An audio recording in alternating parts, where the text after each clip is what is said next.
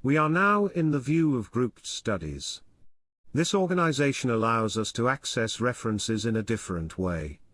For example, in a nested manner, we could consult in the first the categories that would be changing, depending on how we move up within the intraocular lenses, or we could select the category handler to simply visualize the categories.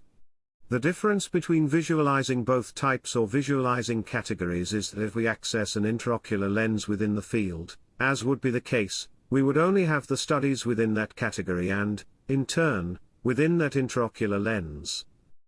But if I wanted to compare all the lenses within the same category, regardless of the intraocular lens, by selecting the category option, it would show me absolutely all the lenses within that category, so that I can compare results of different lenses or procedures, which could be classified within the same category.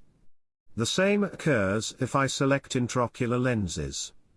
I could access all the studies of a particular intraocular lens, regardless of the type of procedure followed.